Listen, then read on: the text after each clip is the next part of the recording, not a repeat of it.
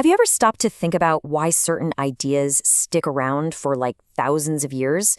They shape whole civilizations and, they even echo in our own lives.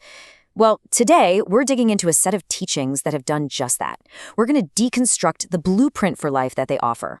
So what are these core teachings? What's the secret sauce that has guided billions of people for over 2 millennia?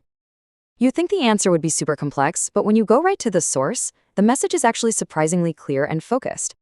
In this explainer, we're going to break down some of the most influential quotes attributed to Jesus Christ. We've grouped them into 5 core themes to really create a clear map of these powerful ideas. Okay, let's dive right into the first one. All right, so our first theme is the absolute starting point for everything else. It's a foundation of faith. But this isn't about blind belief. Think of it more as a fundamental mindset of trust that's supposed to guide every single action that follows. And this is presented as the essential first move. It's a direct instruction to actively choose trust over all that anxiety and fear that can so easily take over our thinking. The idea is that before you can do anything else, you first have to find that inner calm and that sense of trust. Now, this faith isn't meant to be a passive thing at all. It's described as a really active pursuit. You're told to ask, to search, to knock. These are all actions, right? They imply effort. And the core promise here is that this effort, this belief, it won't be for nothing. There will be a response.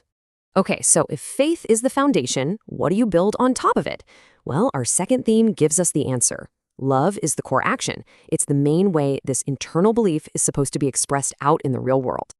And listen to the language here. This isn't just a friendly suggestion. It's framed as a new command. The bar for this love is set incredibly high. It's meant to be a mirror of a totally selfless, divine kind of love. This one idea becomes the single defining characteristic of this whole way of life. And here's where that big, abstract command gets incredibly practical. You probably know it as the Golden Rule. It basically translates that huge concept of divine love into a simple, universal guide for our day-to-day actions. All you have to do is ask yourself, how do I want to be treated? And then do that. But wow, it gets even more challenging from there. The call is for a truly radical, unconditional love. We're not just talking about being nice to your friends and family. This is about loving your enemies, doing good for people who literally hate you, and blessing those who curse you. This, plus the idea that you have to forgive others to be forgiven, this is one of the most demanding and revolutionary parts of these teachings. So you might be wondering, how on earth does a person even start to practice that kind of radical love? Well, the third theme gives us the guiding principle behind it, the path of humility. It's the attitude that has to come before the action. This introduces a huge paradox, especially in our world, which tends to reward self-promotion, right?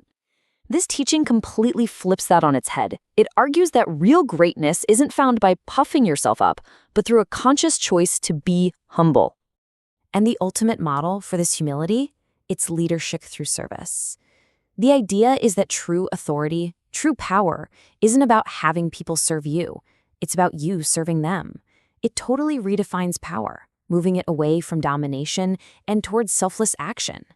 This path is then broken down into 3 pretty clear steps. First, you have to turn away from a self-centered life. Second, you have to accept personal hardship, even sacrifice. That's what taking up your cross symbolizes. And then finally, you commit to actually following this new path of service. And following that path leads us straight to our fourth theme, a radical shift in perspective, a move away from worldly concerns and towards something completely different. Here's another one of those powerful, kind of mind-bending paradoxes. The teaching suggests that if you desperately cling to your physical life and your stuff, you'll ultimately lose the thing that really matters. But if you let all that go and dedicate your life to a higher purpose, you actually save your true eternal self. This leads to one of the most famous and piercing questions in history. It forces you to just stop and really think about your priorities. What's the point of gaining all the wealth and power in the world if, in the process, you lose your very essence, your soul? So the crucial point here is a deliberate shift in focus. The advice is to stop stressing about tomorrow and just deal with the challenges you have today.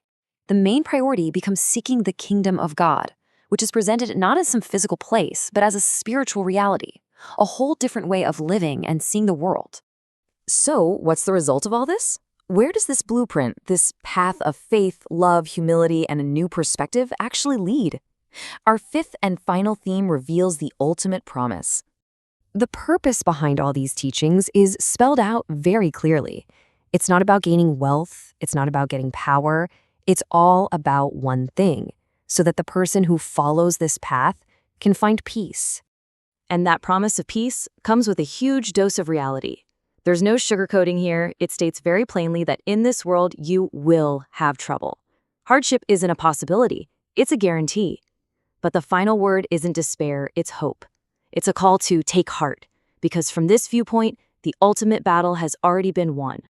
So, this is where we end. This entire framework offers a path that fully acknowledges the troubles of the world, but still promises an inner peace. And it leaves us with this one big, lingering question to think about. What does that kind of peace actually look like? And what does it really take to find it in the middle of our own often chaotic world?